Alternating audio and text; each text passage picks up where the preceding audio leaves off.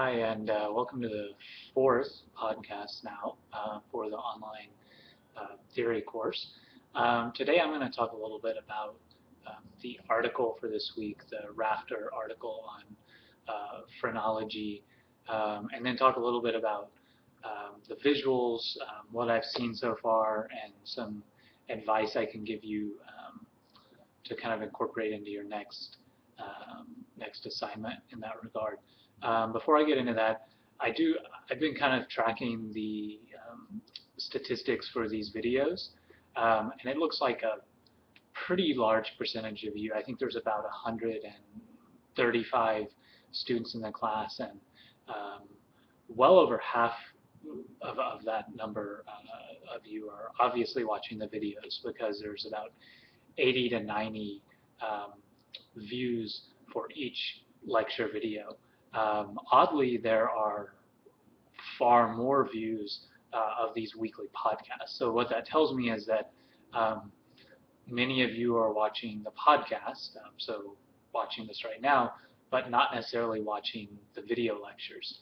And I think there could be any number of reasons for that. Maybe you're not finding the video lectures helpful. Maybe you're focusing on the reading, but I really encourage you. I tried to make those lectures brief so that you didn't have to invest a lot of time. And I think for some of you with the visuals, which I'll talk about, it seems as though you're not necessarily connecting them with the theories in a way that I think that watching those lectures could. So, I want to encourage you again to watch the videos that are available. For those of you who are, thank you. I do appreciate you investing the time in that. So let me jump in to the article for this week.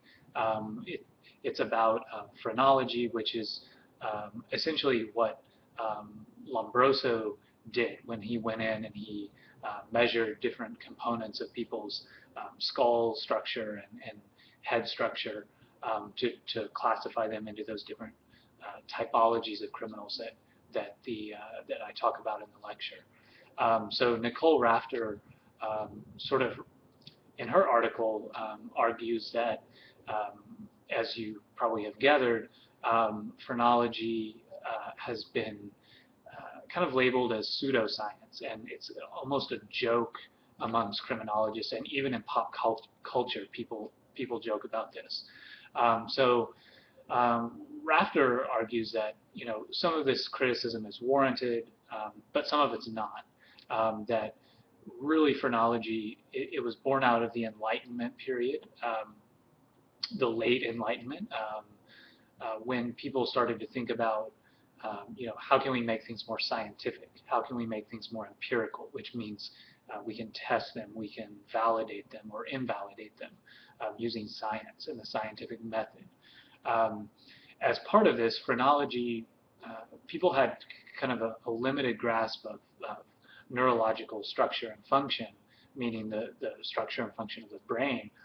But this was an attempt to really locate some of what was known about the brain in a physical manifestation that they connected with criminal behavior. So really what they were doing was looking at, as Rafter argues, things for example, a certain, they suspected that a certain region of the brain caused one particular function or controlled a particular function in terms of behavioral traits, which we know, modern neuroscience tries to do the same thing. So they sort of had an idea. Okay, we can locate this in this one region, and what's the relationship between that and, for example, a skull structure or the protrusion or intrusion of a brow. Now, they didn't. Obviously, there's a lot of problems with that, and Rafter acknowledges some of those. But I think that she makes an interesting argument that we've dismissed phrenology and its contribution that it's made, and it really did push criminology into a more empirical science. Some things I want you to consider are: is that a good thing? Criminology is also a social science, and is sociology? Is criminology, is it really a science in the traditional sense? There's a lot of debate about this. Um, and we won't engage in that debate right now, but I think that would be a really kind of prime topic for discussion questions. Is criminology a science?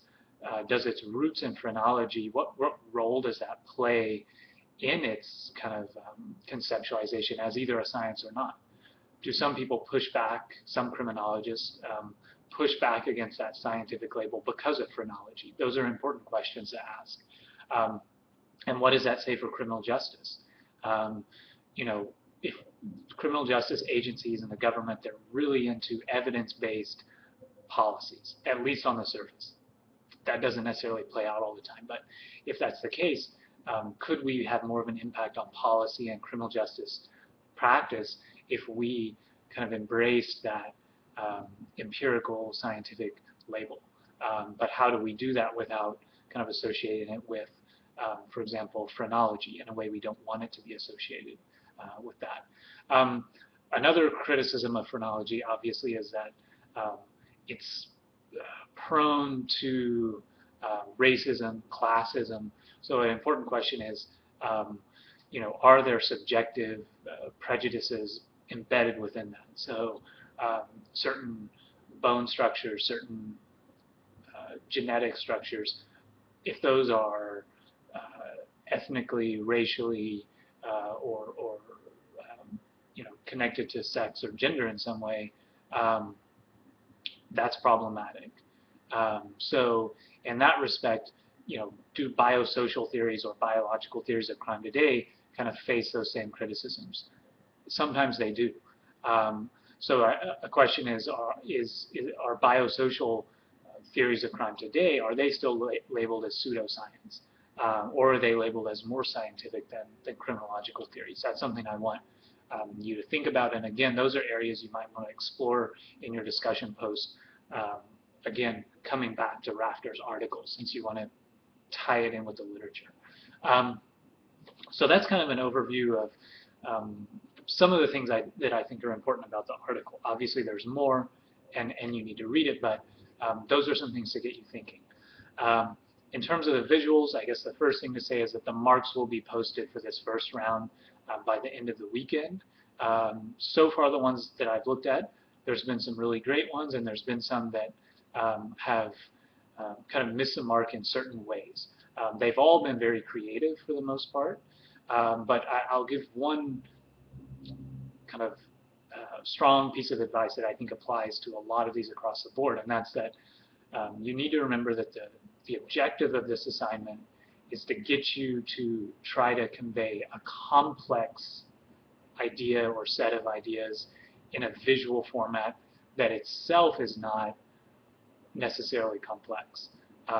And that might be a little confusing, but what I mean by that is that you're not writing a 10-page paper about a theory, you're creating one visual or one logic map. But that doesn't mean you shouldn't try to convey the complexity of the theory. That's the whole point of the assignment. Some of the visuals that haven't been doing too well are ones that they take away that complexity. They don't really convey the components of the theory that they intended to because they've reduced it down so much. And I know that's tricky, and this is a hard assignment, and that's the point. It's supposed to be hard. It's supposed to challenge you. But what I would do if I were a student is when I look at that visual that I've created, before I submit it, I would ask myself, does this portray all of the components of the theory that I want it to? So you don't necessarily have to convey everything that the theory is saying, but you know, if, for example, a lot of the visuals last time, they showed an example of a pain, an example of a pleasure, and that's it. You know, that kind of reduces what Beckery and Bentham were saying to a point where it's no longer theoretically useful. So what is it about pain and pleasure? Just that they exist doesn't tell us how that operates within that theory. So looking at that, you would need to say, okay, what am I conveying with this image? Is it explaining the theory in the way I want it to? So step back and do that. on your next visuals. And I think these will improve, and that's kind of the point of the progression of the assignment, is that you get better at understanding theories and conveying them in a way that doesn't require you to write a 10-page paper. And I think that's a sign that you understand the theory. So with that, we'll end this week's podcast. And again, I've met with some more of you during my office hours. I've emailed back and forth with a lot of you, so I'm enjoying that interaction, and I think you're a good group of students. So I encourage you, again, if you have questions, to keep talking to me, keep talking to Laura, and I look forward to seeing more of your work as the semester goes by.